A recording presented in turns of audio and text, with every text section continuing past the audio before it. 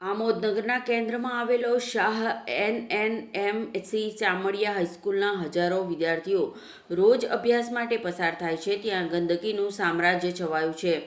રસ્તા પર સડી ગયેલા કચરો, ગંદુ પાણી અને મચ્છરોના ઉપદ્રવના કારણે વિદ્યાર્થીઓ તેમજ આસપાસના રહીશો ગભરાટ અનુભવી રહ્યા છે।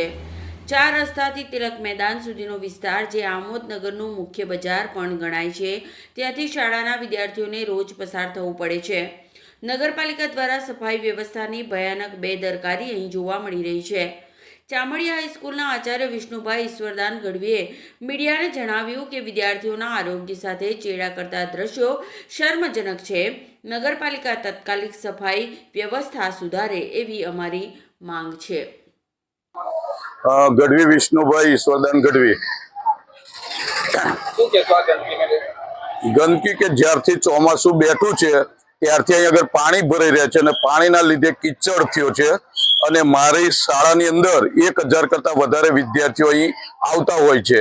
એમના સ્વાસ્થ્યને નુકસાન ન થાય એ માટે અવારનવાર મૌખિક રજૂઆત નગરપાલિકાને કરેલ છે, છતાં પણ આજ દિવસ સુધી એમણે કોઈ પણ પગલાં ભરેલા નથી। તમે શું કહેશો આ ગંદકીને લઈને? ખરેખર તો જ્યાં સ્કૂલ હોય ત્યાં ગંદકી ન જ હોવી જોઈએ કે નગરપાલિકાની ફરજમાં આવે કે સ્કૂલની આજુબાજુ આવી કોઈ પણ પ્રકારનો કિચડ ન થાય, ગંદકી ન થાય, એનું ધ્યાન રાખવાની જવાબદારી નગરપાલિકાની છે। કેન્દ્ર સરકાર અને રાજ્ય સરકાર દ્વારા ગ્રાન્ટો જે આપે છે તેમનો તમને એવું નથી લાગતું કે દુરુપયોગ થતો હોય? હવે દુરુપયોગ તો આપણે કહી શકીએ, પણ બધે જ આનું આ જ જોવા મળે છે, બધે જ કાગડા કાળા જ જોવા મળે છે, એટલે એ વિશે તો વધારે હું કંઈ નહીં કહી શકું।